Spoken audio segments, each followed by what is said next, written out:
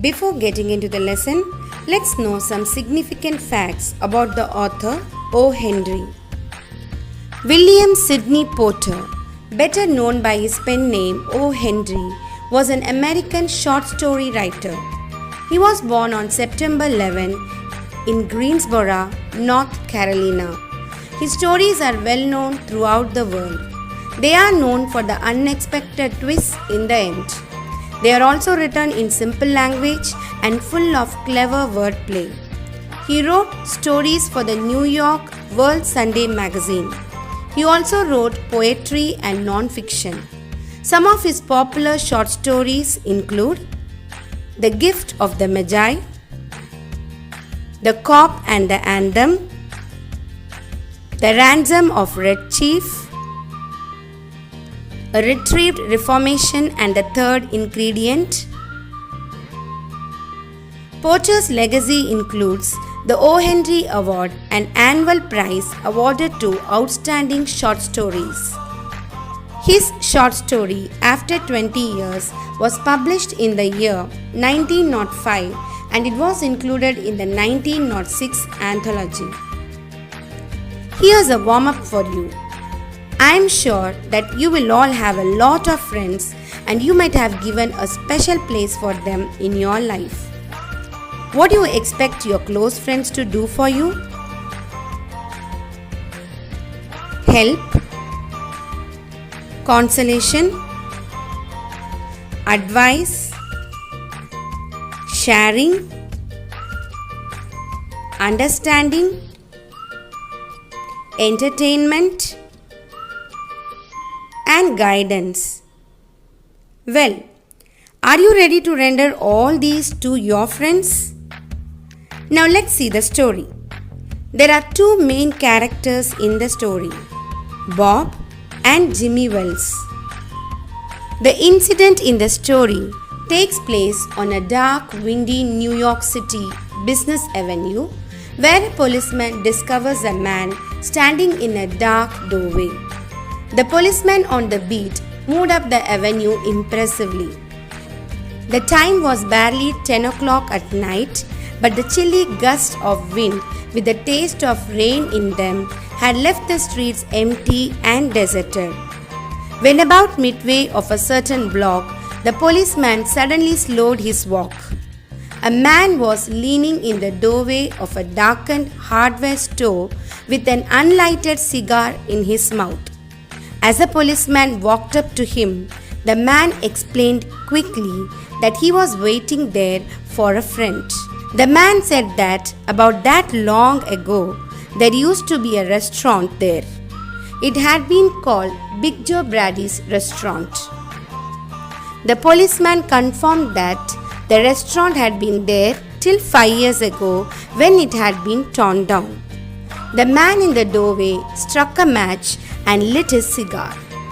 The light showed a pale, square-jawed face with keen eyes and a little white scar near his right eyebrow. His scarf pin was a huge diamond oddly set. The man said that he had dined at Big Joe Brady's restaurant exactly 20 years ago with Jimmy Wells, his best chum. He had been 18 and Jimmy was then 20. He was to start for the West to make his fortune, while one couldn't have dragged Jimmy out of New York. They had agreed that night that they would meet there again exactly 20 years from that date and time, no matter what their conditions might be or what distance they might have to come.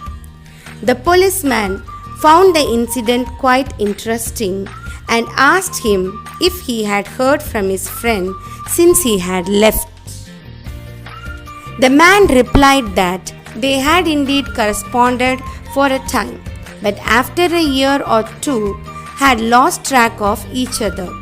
But he was sure that Jimmy would meet him there if he was alive, for he had always been the truest, staunchest old chap in the world. The waiting man pulled out a handsome watch, the lids of it set with small diamonds. He said that he had done pretty well in the West. There was then a fine cold drizzle falling. and the wind had risen into a steady blow, and in the door of the hardware store, the man who had come 1,000 miles to fill an appointment with the friend of his youth smoked his cigar and waited. After 20 minutes, a tall man in a long overcoat walked up to him. He asked doubtfully whether that was Bob. The man in the door asked excitedly whether he was Jimmy Wells. The newly arrived man was also excited. They inquired each other's well-being and started to walk up the street arm in arm. In the glare of the electric lights, the man from the west turned to gaze upon the other's face. He immediately said that the newly arrived man was not Jimmy Wells. The newly arrived man addressed Bob as Silky Bob and said that Bob had been under arrest for 10 minutes. He also said that there was a note for him from Patrolman Wells. Bob trembled a little while reading the note, which said, "Bob, I was at the appointed place on time. When you struck the match to light your cigar, I saw it was the face of the man wanted in Chicago. Somehow, I couldn't do it myself, so I went around and got a plainclothesman to do the job. Jimmy." Sometimes one of the most difficult lessons for us to learn as we get older is that people, including ourselves, change. Although we might be able to recognize the physical features of people we once knew, some of their other qualities could very well be altered beyond recognition, especially after 20 years. In this story, the two main characters, policeman Jimmy Wells and Silky Bob, learned this lesson. Moral of the story: always do your duty. It is said that duty first and everything else next. We should perform our duty with full honesty and sincerity. It is all about doing the right thing, even though it is hard. Now let's see the main characters in the story. We will begin with the protagonist, Bob or Silky Bob. Bob has a pale, square-jawed face with keen eyes and a little white scar near his right eyebrow. In his chase for earning money, he has turned into a criminal. Despite his flaws and criminal background, he does have redeeming qualities. He is a loyal friend to Jimmy, a man he was raised alongside as a brother. He risks his life and comes to meet Jimmy Wells just to keep his promise. Next, Jimmy Wells. He is a nonchalant, confident and capable patrolman. He is described as someone who loved New York too much to ever leave it. Bob is sure that Jimmy will definitely keep his promise because he believes that Jimmy is the truest and staunchest old chap in the world. Though Jimmy keeps his promise, he does not reveal his identity to Bob. When he comes to know that his best friend is a criminal, he does not find pleasure in arresting him. Instead, he arranges another policeman to arrest him. From this, it is obvious that Jimmy is dutiful and honest. Hope you have enjoyed the story. Remember, a best friend won't agree with you to make you happy.